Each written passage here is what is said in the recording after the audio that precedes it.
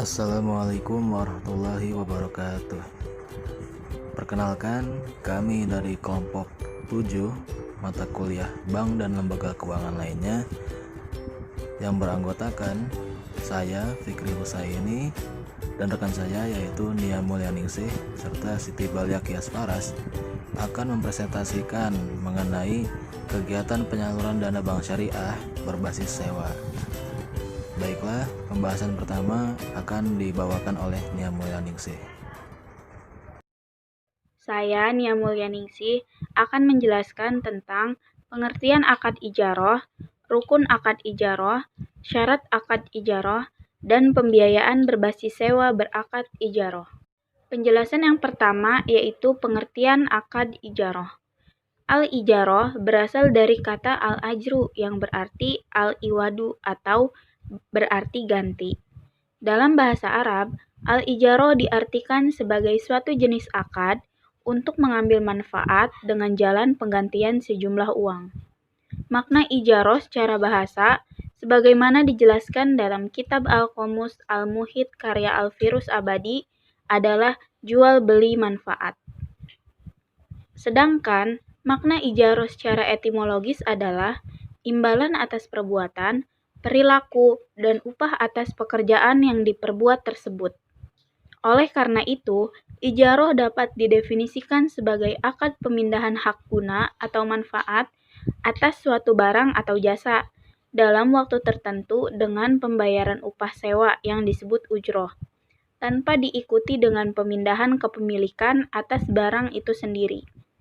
Akad ijaroh mewajibkan pemberi sewa untuk menyediakan aset yang dapat digunakan atau diambil manfaatnya selama periode akad, dan memberikan hak kepada pemberi sewa untuk menerima upah sewa atau ujroh.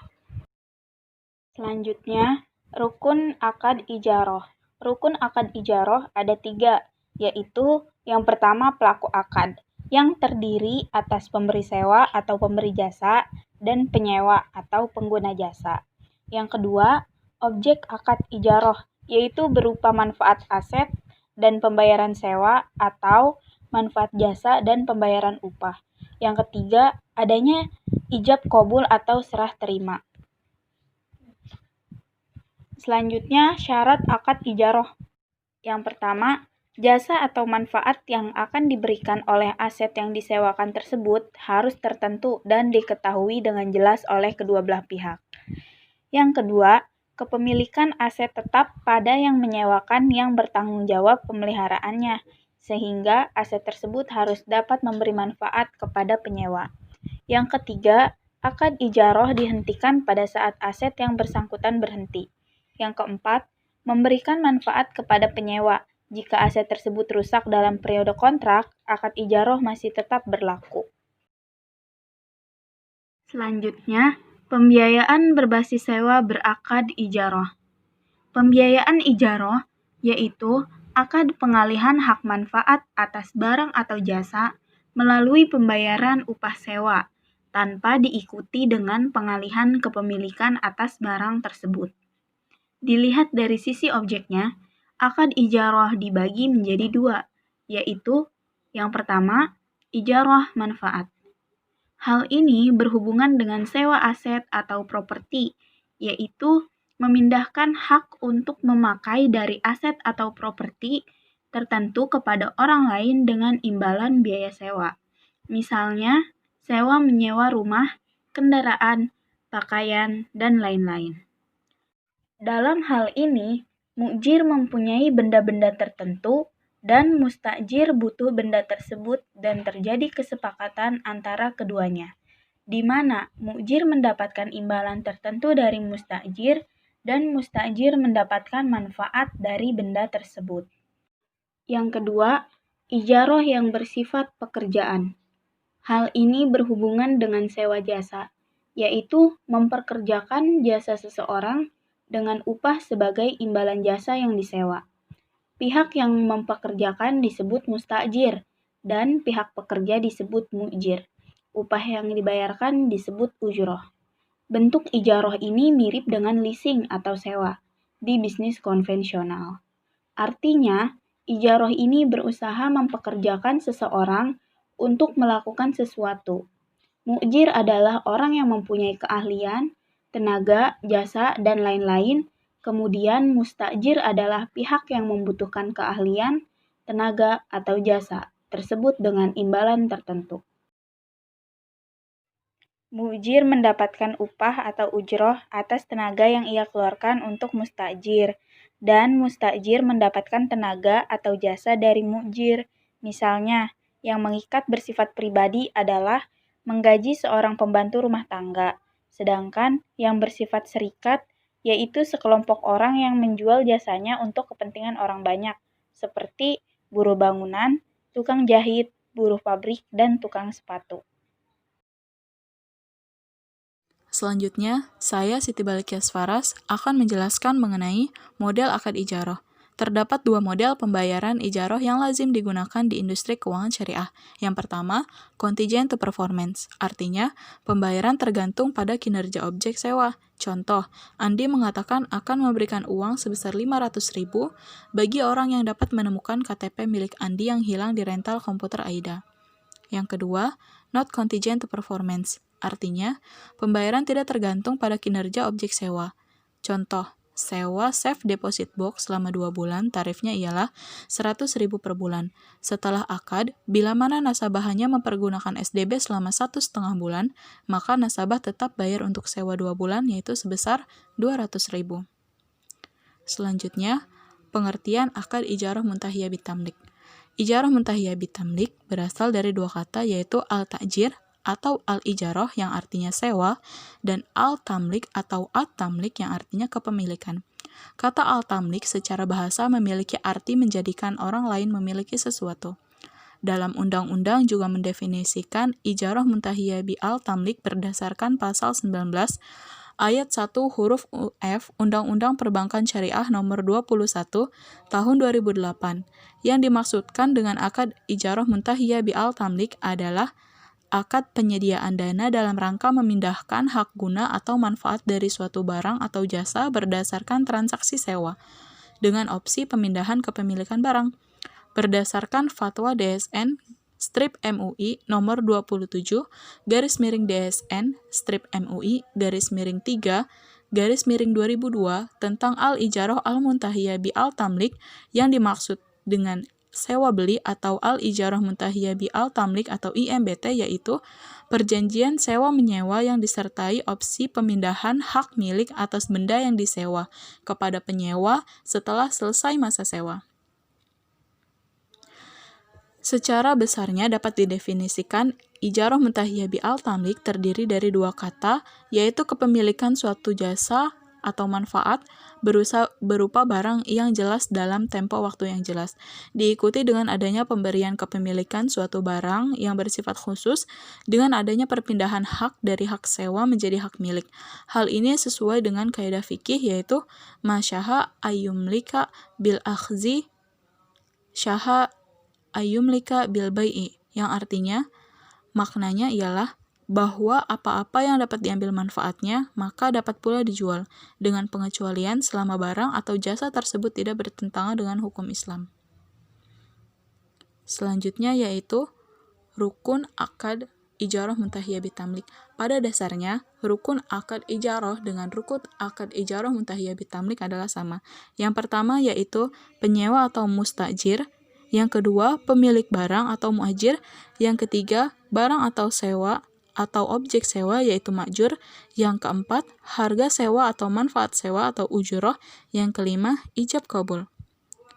Syarat akad ijarah muntahiyah bitamlik: yang pertama kerelaan dari pihak yang melaksanakan akad, yang kedua ma'jur, memiliki manfaat dan manfaatnya dibenarkan dalam Islam, dapat dinilai atau diperhitungkan, dan manfaat atas transaksi ijarah muntahiyah bitamlik harus diberikan oleh mustajir kepada muajir. Selanjutnya yaitu fitur-fitur ijarah muntahiyah bitamlik. Menurut Imam Mustafa, ijarah muntahiyah bi al-tamlik memiliki 5 bentuk, yaitu yang pertama, akad ijarah yang sejak awal akad dimaksudkan untuk memindahkan kepemilikan barang sewa kepada pihak penyewa. Penyewa menyewa suatu barang dengan pembayaran sewa secara angsur dalam kurun waktu tertentu dengan jumlah tertentu pada saat angsuran terakhir barang sewaan berpindah kepemilikan kepada pihak penyewa. Dalam hal ini, tidak ada akad baru untuk memindahkan hak barang tersebut setelah sewa lunas. Yang kedua yaitu akad ijarah dari awal dimaksudkan hanya untuk sewa, tetapi si penyewa diberi hak untuk memiliki barang sewaan dengan memberikan uang pengganti dalam jumlah tertentu. Dalam hal ini, tidak ada perjanjian yang mengikat di antara keduanya untuk memindahkan hak barang dengan cara jual beli, karena akad yang dibuat adalah sewa murni. Jadi ada dua akad yang membedakan dan tidak dalam waktu bersamaan, yaitu akad ijarah atau sewa sampai waktu yang telah ditentukan. Kemudian setelah sewa lunas atau selesai, maka ada akad baru yaitu jual beli.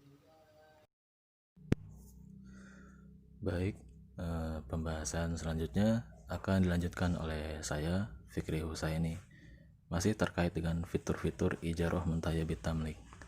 Yang ketiga, akad ijarah dimaksudkan untuk sewa suatu barang, yaitu saat akad pihak penyewa dan pemberi sewa membuat perjanjian yang mengikat untuk melakukan akad jual beli barang objek sewa.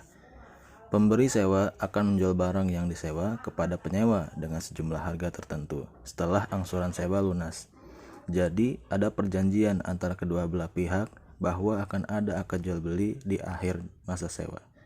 Yang keempat, akad ijarah dimaksud untuk sewa suatu barang, yaitu pada saat akad pihak penyewa dan pemberi sewa membuat perjanjian yang mengikat untuk melakukan hibah barang objek sewa. Pemberi sewa akan menghibahkan barang yang disewa kepada penyewa. Yang kelima, akad ijarah dimaksudkan untuk sewa suatu barang dalam jangka waktu tertentu dengan pembayaran dalam jumlah tertentu pula. Pada saat akad, pihak penyewa dan pemberi sewa membuat perjanjian yang mengikat untuk memberikan hak 3 opsi kepada pihak penyewa. Opsi pertama yaitu pihak penyewa menjadi pemilik dengan pembayaran sejumlah uang yang telah diangsurkan bersamaan dengan angsuran uang sewa. Pelaksanaan perjanjian pembayaran ini dilakukan sejak awal. Pembayaran uang pengganti perpindahan kepemilikan juga dilakukan sejak pembayaran angsuran pertama. Opsi kedua memperpanjang masa sewa. Dan yang terakhir, opsi ketiga yaitu pihak penyewa mengembalikan barang sewaan kepada pemberi sewa. Selanjutnya ada mekanisme ijarah muntahiyah bitamlik. Akad ijarah diaplikasikan dalam perbankan syariah pada pembiayaan ijarah dan IMBT. Pada umumnya, bank syariah lebih banyak menggunakan IMBT karena lebih sederhana dalam pembukuannya. Selain itu, bank tidak direpotkan untuk mengurus pemeliharaan aset, baik pada saat leasing maupun sesudahnya. Dalam kompilasi hukum ekonomi syariah, ketentuan mengenai ijarah muntahiyah bitamlik diatur dalam bab ke-9 pasal 332 sampai 329. Rukun dan syarat dalam ijarah dapat diterapkan dalam pelaksanaan IMBT. Dalam akad ini, perjanjian antara mu'jir atau pihak yang menyewakan dengan musta'jir, pihak menyewa, diakhiri dengan pembelian ma'jur, objek ijarah, oleh pihak penyewa. Kemudian, ijarah muntahiyah bitamlik harus dinyatakan secara eksplisit dalam akad. Akad permindahan kepemilikan hanya dapat dilakukan setelah masa sewa berakhir. Selanjutnya, pembahasan terakhir pada materi ini, yaitu terkait dengan tahapan-tahapan ijarah muntahiyah bitamlik dalam bank syariah.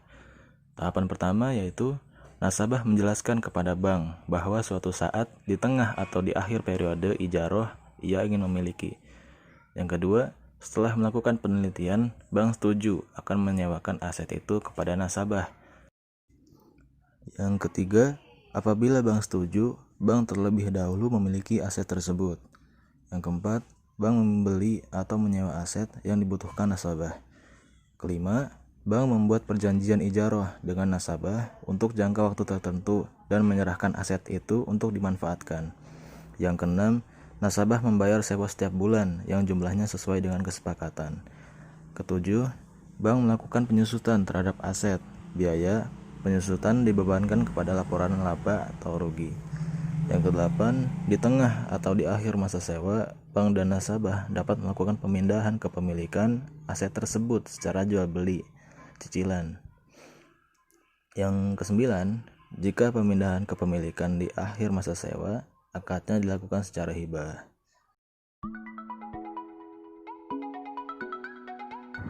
Terima kasih telah menonton video ini ya. Semoga bermanfaat. Wassalamualaikum.